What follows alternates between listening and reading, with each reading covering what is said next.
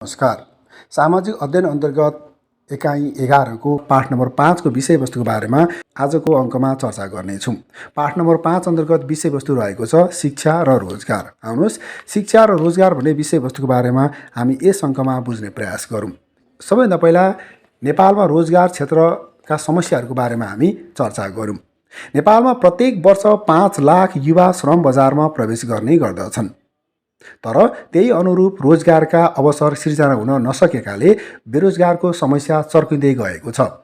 विश्वविद्यालयहरूले वर्षेनी ज्ञानमा आधारित शिक्षा प्रदान गरी लाखौँको सङ्ख्यामा जनशक्तिलाई श्रम बजारमा पठाउने गर्दछन्, तर श्रम बजारमा ती व्यक्तिहरूमध्ये थोरैले मात्र रोजगारी पाउने अवस्था रहेको छ।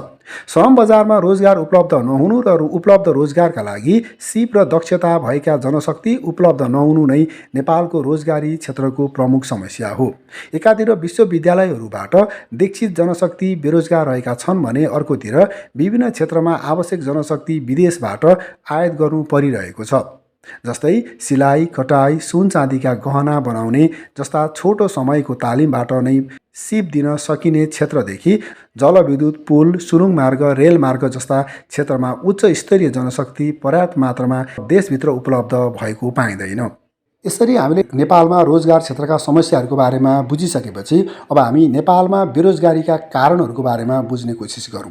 नेपालमा बेरोजगारीका कारणहरू के कारणले गर्दा नेपालका युवा युवतीहरू बेरोजगार भएका छन्, यसको बारेमा हामी बुझ्ने कोसिस गरौँ। सबैभन्दा पहिला श्रम शक्तिमा सैद्धान्तिक ज्ञान पर्याप्त भए तापनि प्राविधिक, व्यावसायिक तथा प्रयोगात्मक ज्ञानको कमी हुनु। त्यसै गरी दोस्रोमा रहेको छ श्रम शक्तिसँग विद्यमान सिप तथा दक्षता अनुसारको अवसर नेपाली बजारमा उपलब्ध नहुनु। त्यसै गरी तेस्रोमा रहेको छ उच्च जनसङ्ख्या वृद्धिका कारण पुराना बेरोजगारलाई रोजगारीको अवसर सिर्जना हुन नपाउँदै नयाँ बेरोजगारहरू श्रम बजारमा प्रवेश गर्नु। त्यसै गरी चौथोमा छ मुद्राको क्रय शक्तिमा आएको ह्रास र विभिन्न कारणले गर्दा व्यापार व्यवसायमा आएको मन्दीको प्रभावले गर्दा नयाँ रोजगार सिर्जनामा कमी हुनु तथा पुरानो रोजगारीका अवसर समेत सङ्कटमा पर्नु। त्यसै गरी अर्को विषयवस्तु रहेको छ व्यापार व्यवसायको वृद्धि दर कम रहेकाले उच्च दरमा रोजगारीको अवसर सिर्जना नहुनु। त्यसै गरी अर्को विषयवस्तु रहेको छ उद्योगहरूमा मानव संसाधनको सट्टा प्रविधिको प्रयोगमा जोड दिनु। त्यसै गरी अर्को विषयवस्तु रहेको छ कृषिमा निर्भर अधिकांश व्यक्ति तथा परिवार मौसमी बेरोजगारीका शिकार हुनु। त्यसै गरी हामीसँग अर्को विषयवस्तु रहेको छ सम्भावना बोकेका श्रम शक्ति विदेश पलायन हुने भएकाले नयाँ अवसर सिर्जना हुन नसक्नु। त्यसै गरी श्रम बजारमा उपलब्ध रोजगारीका लागि सिप र दक्षता भएका जनशक्ति उपलब्ध नभई विदेशबाट जनशक्ति आयात गर्न बाध्य हुनु। त्यसै गरी अन्तिममा रहेको छ कामलाई सानो मान्ने प्रचलनले गर्दा केही क्षेत्रहरूमा रोजगारका लागि वैदेशिक जनशक्ति ल्याउन बाध्य हुनु। यसरी नेपालमा बेरोजगारी मौलाएको पाइन्छ। त्यसै गरी अब हामी नेपालमा बेरोजगारका असरहरूको बारेमा चर्चा गर्नेछौँ। बेरोजगारका कारणले कुन कुन क्षेत्रमा प्रत्यक्ष असर गर्दछ भन्ने विषयवस्तुको बारेमा हामी सरसर्ती चर्चा गरौँ। सबैभन्दा पहिला गरिबी।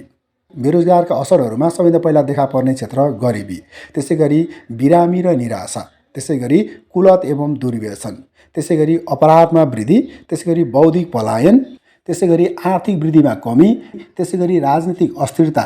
नेपालमा बेरोजगारीका असरहरू यी क्षेत्रमा प्रत्यक्ष रूपमा देख्ने गरिन्छ।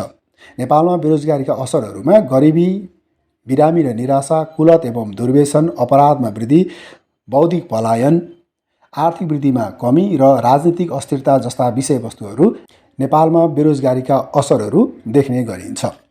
नेपालमा बेरोजगारीका असरहरूको बारेमा चर्चा गरिसकेपछि अब हामी नेपालमा बेरोजगारी समस्या समाधान गर्ने उपायहरूको बारेमा चर्चा गर्नेछौँ।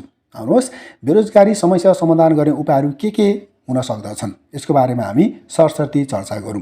बेरोजगारी समस्या समाधान गर्नु भनेको श्रम बजारमा माग अनुसारका श्रम शक्ति तयार गर्नु तथा रोजगारीका अवसरहरू बढाउनु हो। शिक्षा क्षेत्रमा श्रम बजारको आवश्यकता सर्वेक्षण गरी योजनाबद्ध रूपमा दक्ष जनशक्ति उत्पादन गर्नुपर्दछ। त्यसको लागि सरकार तथा गैर सरकारी क्षेत्रबाट पर्याप्त मात्रामा नयाँ रोजगारीका अवसरहरू सिर्जना गर्नुपर्दछ।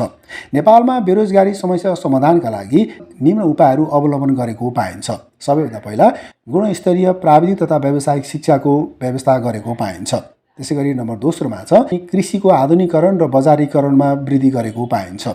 त्यसै गरी तेस्रोमा छ तीव्र औद्योगिकरणमा वृद्धि गरेको पाइन्छ। त्यसै गरी चौथोमा छ जनसङ्ख्यालाई व्यवस्थापन गरेको पाइन्छ। त्यसै गरी पाँचौँमा छ पुँजीको निर्माण गरेको पाइन्छ। त्यसैगरी 6 छ लगानी मैत्री वातावरणको सिर्जना गरेको पाइन्छ। त्यसैगरी 7 छ छोटो अवधिका सिपमूलक तालिमहरूको विकास गरेको पाइन्छ। त्यसैगरी 8 छ वैदेशिक सिप तथा दक्षता। त्यसैगरी 9 नम्बरमा छ सुशासन र कुशल नेतृत्वको निर्माण गरेको पाइन्छ। त्यसैगरी 10 छ रोजगारीका क्षेत्रहरूको विविधीकरणमा विकास गरेको पाइन्छ भने अन्तिममा रहेको छ उद्यमशीलताको विकास गरेको पाइन्छ। यसरी नेपालमा बेरोजगारी समस्यालाई समाधान गर्ने उपायहरूको खोजी गरेर राज्य स्तरबाट योजनाहरू तय गरेको पाइन्छ। यस अङ्कमा हामीले सरसर्ती हेर्दाखेरि शिक्षा र रोजगार भन्ने विषयवस्तुको बारेमा चर्चा गऱ्यौँ। नेपालमा रोजगार क्षेत्रका समस्याहरूको बारेमा हामीले चर्चा गऱ्यौँ सबैभन्दा पहिला। त्यसपछि हामीले नेपालमा बेरोजगारीका कारणहरूको बारेमा चर्चा गऱ्यौँ, जसले गर्दा जहाँ शिक्षाको अभावले गर्दा नेपालमा बेरोजगारीका कारणहरू बढिरहेको छ भन्ने विषयवस्तुको बारेमा हामीले चर्चा गऱ्यौँ। त्यो सँगै नेपालमा बेरोजगारीका असरहरूको बारेमा पनि हामीले चर्चा गऱ्यौँ। शिक्षाको अभावले गर्दा दक्ष मानव संसाधनको विकास हुन सक्दैन, जसले गर्दा समाजमा बेरोजगारी समस्या बढ्दै जान्छ भन्ने विषयवस्तुको बारेमा हामीले चर्चा गऱ्यौँ। त्यो सँगै अन्तिममा हामीले बेरोजगारी समस्यालाई समाधान गर्नका लागि नेपाल सरकारले कुन कुन क्षेत्रमा कार्ययोजनाहरू गरिरहेको छ भन्ने विषयवस्तुको बारेमा अन्तिममा हामीले चर्चा गऱ्यौँ। यो सँगै यस अङ्कको बारेमा चर्चा गर्नुपर्ने विषयवस्तु सकिएको छ। आगामी अङ्कमा अरू विषयवस्तुको बारेमा जानकारी लिनका लागि तपाईहरूले हाम्रो यस च्यानललाई लाइक र सब्स्क्राइब गर्नुपर्ने हुन्छ र छेउमा रहेको बेल आइकनलाई पनि क्लिक गर्नुपर्ने हुन्छ। यति गर्नुभयो भने आगामी अङ्कमा अरू विषयवस्तुहरूको बारेमा गरिएको चर्चा सबैभन्दा पहिला तपाईँले प्राप्त गर्नुहुनेछ भन्दै आजको यस अङ्कबाट बिदा हुन चाहन्छु। हवस् त, धन्यवाद।